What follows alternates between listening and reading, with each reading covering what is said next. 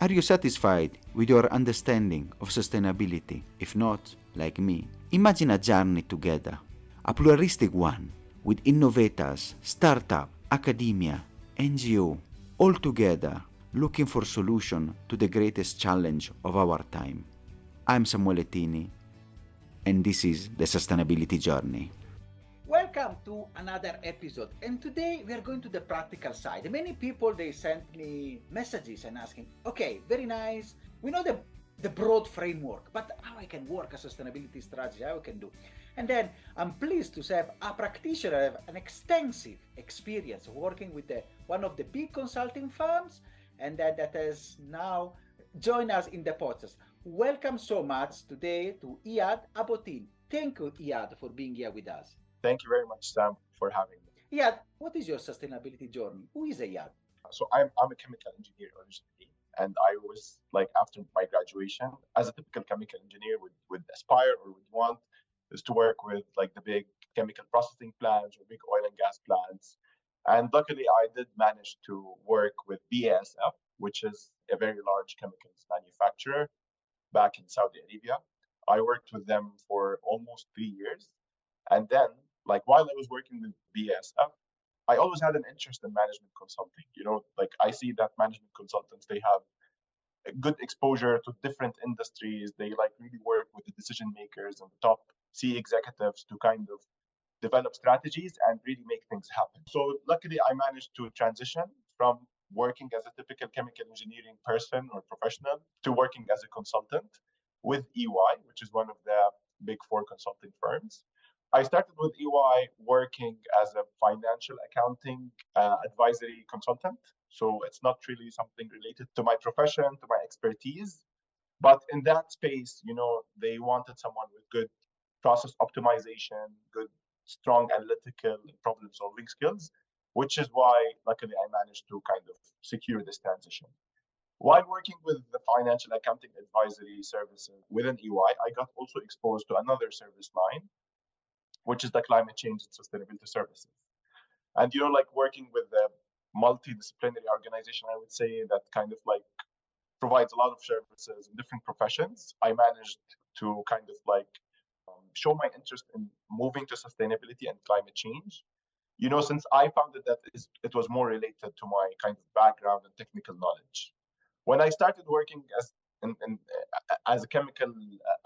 climate change and sustainability consultant, I wasn't really like exposed or like didn't really understand what services were they providing and like what technical knowledge would I add to the team.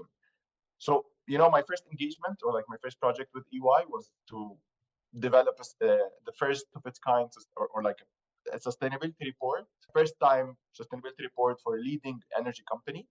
So within that engagement, I actually got exposed to sustainability reporting, using the different frameworks, developing sustainability strategies, kind of asking the right questions, and all of the subsequent things that are related to sustainability, such as data readiness reporting, etc. And of course, more engagement followed that focused on different types of sustainability services, such as, for example, the digitization of sustainability, streamlining the data collection process to develop a sustainability report.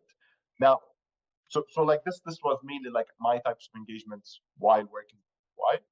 And then very recently, I transitioned to working with Diligent, which is a leading GRC, governance, risk and compliance type of software provider. But they also kind of like provide ESG reporting and the carbon accounting tool for companies to use and kind of like digitize their emissions calculation process. Wonderful. And it's really this wide experience that really touched me and why you are here, because I think you can provide wonderful insight. And the first question, going now step by step in working in this, as you said, from the first engagement now ranging to the different, you have worked with many industries, you say, from the oil and gas and now and the others. So how do you approach developing a sustainability strategy? That's a very good question. And again, like I'm gonna kind of like try to like walk back and kind of like wear the hat of me being present in my first engagement. So the first thing that you really need to do is when developing a sustainability strategy is to like kind of ensure that you have a good understanding of the challenges and opportunities for the specific industry of the entity or company that you're trying to help develop a strategy for. So, for example, for the oil and gas, like they might have opportunities, for example, in kind of like reducing their carbon footprint, reducing their emissions, focusing more on renewable energy. For example, if you want to look at the financial services industry, we would look at opportunities, for example, to reducing their financed emissions. This means like, the investments or like the emissions of companies that those financial institutions invest in. So it's very important that we understand like what are the opportunities and what are the challenges that are specific to each industry. And then the first thing that we usually do when developing a sustainability strategy or when developing sustainability report or kind of like anything that's related to sustainability is to conduct a materiality assessment. So what's a materiality assessment? A materiality assessment is basically getting insights from various stakeholders, whether they're internal or external, to kind of understand what are the most important sustainability topics for that specific company or industry. For example, if I do a materiality assessment for a financial services company or financial services entity, I don't think that I'm going to get a lot of voting or like a lot of insights from the stakeholders that health and safety is a very important topic for them. They would say that they would really focus, for example, on decarbonizing their financed emissions. They would focus a lot on like their diversity or DEI agenda. They would focus on, for example, collaboration with the local community, etc. So it's very important that when I do the materiality assessment, that I kind of like develop or identify the long list or short list of important topics or important ESG topics for that specific industry or that specific company. So then I kind of like have the areas or like the topics that I could work on to develop or like kind of improve my performance in relation to those topics. Very interesting and really practical advice. And the second question that comes through it is like, what are instead the challenges that you face when you develop this kind of process? Which are the reaction and from the companies and how you overcome them and how do you address them?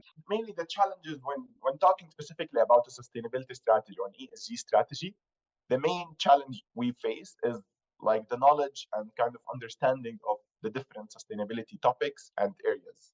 Like, for example, like again, I will always refer to materiality because materiality is the most important, I believe, like is the foundation of having a proper ESG strategy or sustainability strategy for a company. And then like, when you identify or like when you kind of conduct a correct and like thorough sustainability, materiality assessment, you really kind of like shift the focus in the right places. So the main challenge, like based on my experience, is like lack of knowledge on like a lot of topics. For example, financed emissions. It's not a very kind of like well-defined topics or a well-defined area for like people to really grasp and understand. Like therefore, this might affect their understanding or like their assessment of how material a topic is. Like GHG emissions, like a lot of times we kind of might relate GHG emissions to fuel consumptions, to energy usage. Like those are only scope 1 and scope 2, but like there is also indirect emissions, which are scope 3. They are kind of like related to the use of the entity's products and services. What else, for example, is a very interesting example? D&I, diversity, equity, and inclusiveness. Not many people have a kind of solid, thorough knowledge about like this topic for them to kind of assess it properly as a material topic or non-material topic. So in summary, it's the lack of knowledge about like what are the various sustainability topics and areas that are related and specific for each industry. Thank you so much. The following step is now we have seen how to shape it and which are the key factors. Then we have seen the challenges. The third step would be how do you measure if your strategy is successful or no? Which are the metrics that you can use to track the progress? That's a good question. As you remember, based on my response to the first question about developing a sustainability strategy. So after kind of identifying what are the material topics, etc., and kind of focusing on those areas, we would then develop initiatives, certain initiatives, and a roadmap to kind of achieve, or kind of improve our process or performance in those specific key material topics, material ESG topics.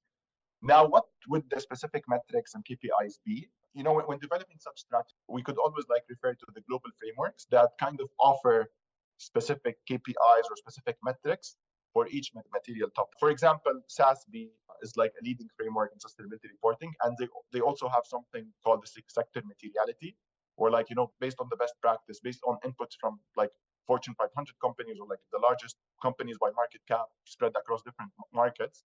They see or they kind of analyze the specific material topics for companies operating in that sector. And under each material topic, they do kind of also recommend a list of KPIs or a list of metrics.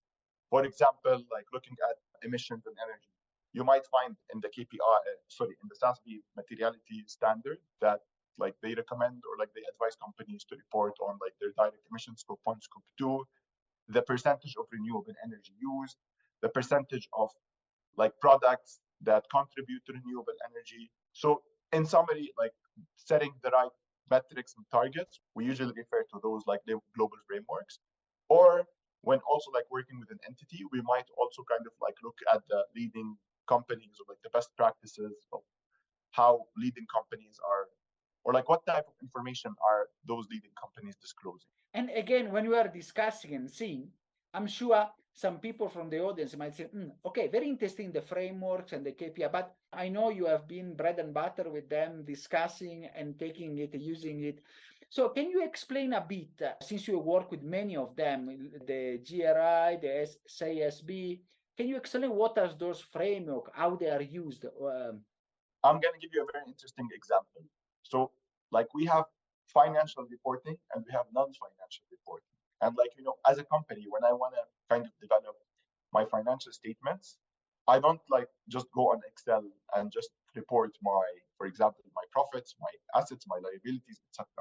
I need to refer to a specific guideline or a specific framework that is set by leading bodies such as the IFRS, which is the International Financial Reporting.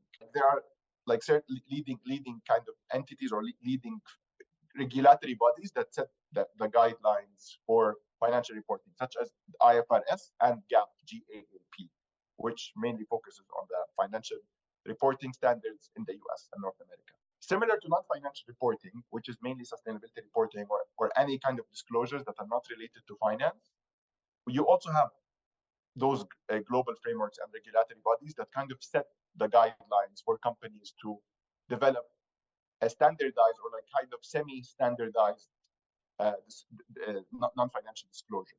So, for example, as mentioned, for the financial reporting side, we have the IFRS, GAAP, and I'm sure there are others. We also have on the other side, for the non-financial reporting side, we also have the GRI, which is, I think, one of the earliest kind of frameworks that helped companies develop their sustainability and non-financial disclosures. We're also GRI is mainly very general. It's kind of focuses on various areas or all areas of sustainability, such as environment or social and governance. You also then have SASB, which is the Sustainability Accounting Standards Board.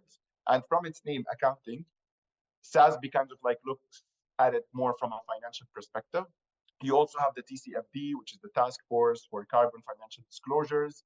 Each of those frameworks kind of focuses on a specific area. And as I told you, the most general one is the GRI. And you also have others that are sector specific. For example, for oil and gas, you might, if you look at the sustainability reports for oil and gas companies, a lot of time you might find them referring to something called IPCAP, which is a framework for sustainability disclosures that is mainly focused on the oil and gas industry. And again, this also ties back to materiality, since for oil and gas, there are a list of material ESG topics, and therefore this framework kind of provides more guidance on to how to report specifically on those material topics. And thank you so much for this explanation and really how to see and to move in this complex world. And the question now is more with your work. You have worked with many companies and work and organization. From your opinion, working with many of them, what is really the role that the company and businesses they can play in addressing this climate crisis? I think that a lot of companies now, they're kind of being reactive rather than proactive in terms of like their sustainability strategy and disclosures. You see a lot of companies kind of like developing sustainability reports and ESG reports because they are mandated to do so. We have a lot of guidelines and mandates coming from the capital market authorities such as the SEC, and you have also from the EU as well. Here in Canada, we also have something called the CSA, which is the Canadian Securities Administrators. So like in summary, those capital market authorities, they are mandating companies to start disclosing their non-financial performance. So that being said, a lot of companies like they just do the bare minimum. We are mandated to disclose this and that. Let's kind of like just develop a very basic disclosure framework, like a very basic ESG strategy that would just enable us to disclose those mandated disclosures and like just do the bare minimum so that we're not fined or whatsoever. And again, in relation to that part as well, a lot of companies like they're just mainly focusing on like the strategy, how to kind of like polish their messaging in relation, it might be in relation to like their PR, company image, etc. I think that a lot of those companies like they're kind of shifting or like mainly working in that direction rather than actually doing or taking tangible steps to, for example, really reduce their emissions, really work on, for example, improving their D&I strategy, really working on making a positive impact across their operations. So like my key takeaway is that I would ask more companies to just not just do the bare minimum and kind of like comply with the regulations, but really put more effort to kind of like do the tangible steps to really create a positive impact. And really to go a step, just not, regulation is usually the bottom line. You want to go to the top. And maybe on that, some people might be curious. Now you have touched many industry and work. Can you share what is shareable, of course, and public? Something specific, a project or an engagement that you are proud of, and how maybe was successful in a way of to have a strategy on sustainability and work. So actually, one of the really projects that I'm proud to be a part of is one of the giga projects in Saudi Arabia. So I'm sure that you all heard about NEOM, the Red Sea, but I worked on one of those giga projects. And like when working with one of those giga projects, the sky is the limit in terms of sustainability. Like they have a really good budget. They want to build something that is extraordinary. So with that being said, again, like they don't just want to do the bare minimum. They want to put the efforts to kind of like really do something tangible. So I worked on one of those giga projects to kind of help the company or the project to digitize their health and safety processes in addition to some of their sustainability and waste management processes. So like what I really liked about this project is that we really helped the client, first of all, like understand how will their processes be integrated to a digital space or a digital platform.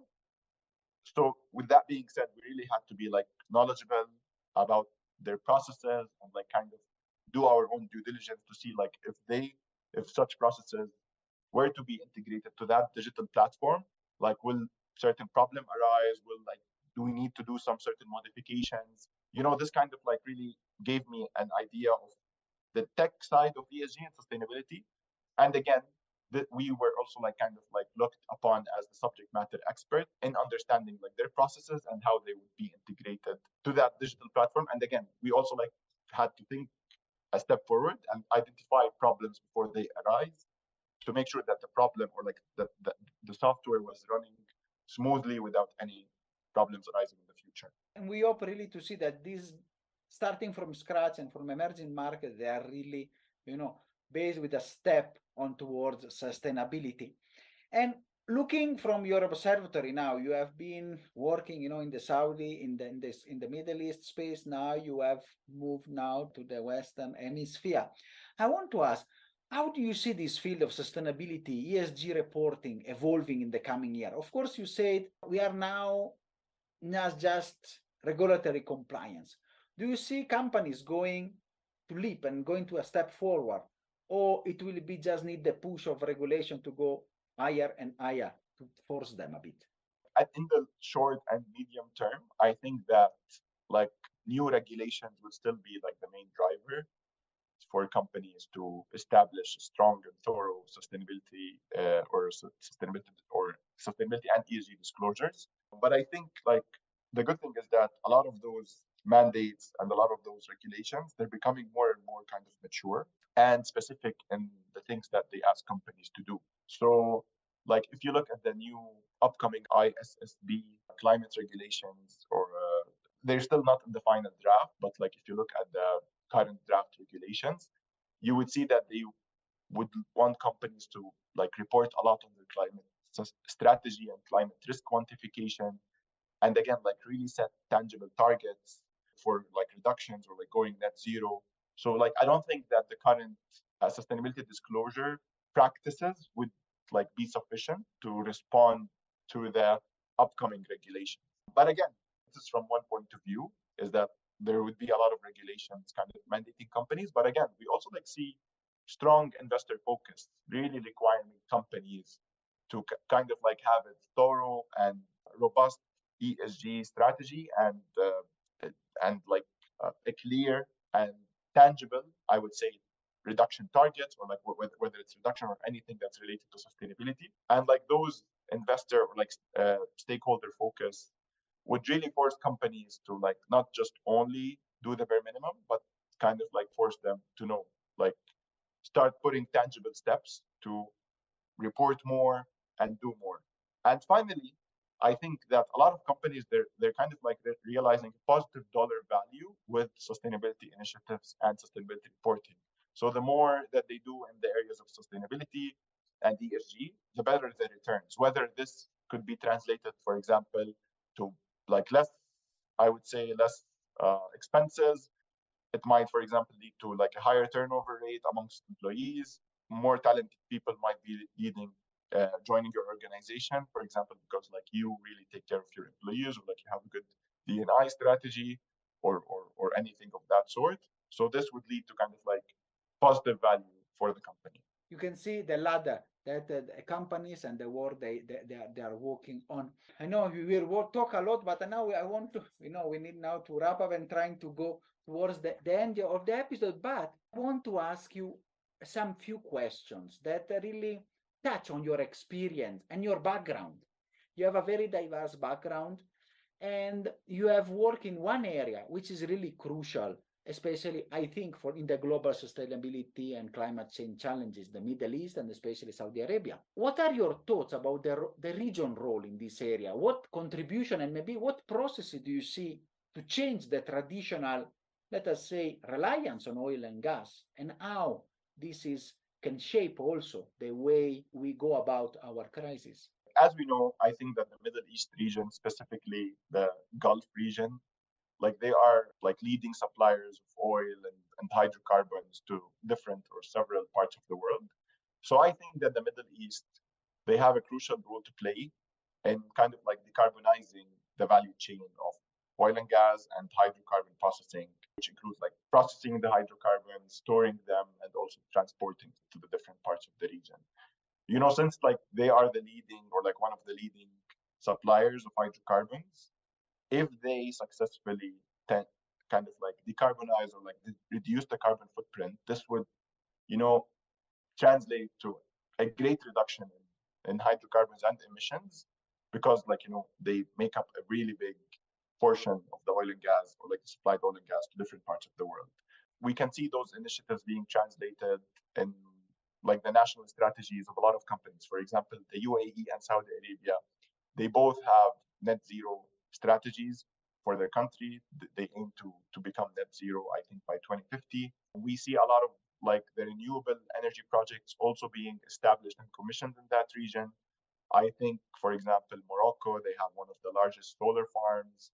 Saudi Arabia has also been like really active in renewable energy recently. They have two giga projects. I think one of them is solar and one of them is related to wind. When looking at those initiatives and like their net zero kind of ambitions, you could say that they're really focusing on sustainability, and they really want to kind of like not just talk the talk, but rather walk the talk. And given like their strong importance in like developing or supplying the energy mix, kind of like if they successfully, and I think that they would successfully decarbonize the value chain and across like their energy operations, I think this would create really big impact for them. Thank you so much for these insights to the future. And the final questions now, it will be like for the people, if they want to learn more, which are some tips that for our audience, that if they want to learn about ESG, if they want to be reporting, what resources and what tips you can recommend to somebody who is listening to our podcast? Based on my kind of like knowledge and experience, I would really recommend that people or like individuals who are interested in sustainability to always learn about the various sustainability reporting frameworks out there, such as GRI. I think GRI is a very, very important resource. And like, again, as mentioned, there's also like a lot of specific frameworks that are related to specific industries, such as IPCA, OGCI, which are like mainly focused on the energy industry. And I think I also advise people to always be up to date with the upcoming regulations, like the new ISSB, which is the International Sustainability Standards Board's upcoming regulations for climate disclosures, would really help them kind of like identify and understand what is expected from companies, and it would open doors for better questions, allowing them, to answer better questions, and then kind of like developing their knowledge on the things that they would need to learn. So yeah, like this is my basic, or like my 2 cents. Like, look at the various global frameworks such as GRI, and I would really stress on GRI because like it has a lot of like resources on like the various ESG disclosures and topics, and how to conduct a materiality assessment, and keeping up to date with the like upcoming regulations. And I would also like to look at the various sustainability reports and annual reports for like those leading companies. Like when I started my first engagement, and I was looking at the various, for example, sustainability reports of the big oil and gas companies such as Total, Shell, BP. I was really like impressed by like how detailed companies can go, and like it kind of like gave me a good glimpse of what a good sustainability report might look like.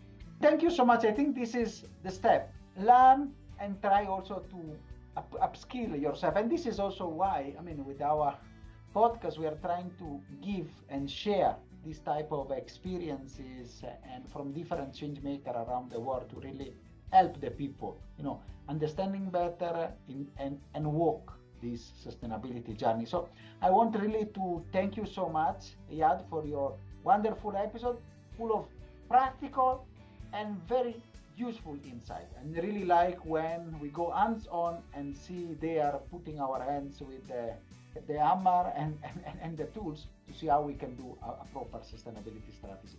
Thank you so much, Eyad. It's been a pleasure. Great, Samuel. Thank you very much for having me, and I hope to have more insightful episodes in the future. Are you satisfied after this wonderful episode? Let's continue together our sustainability journey.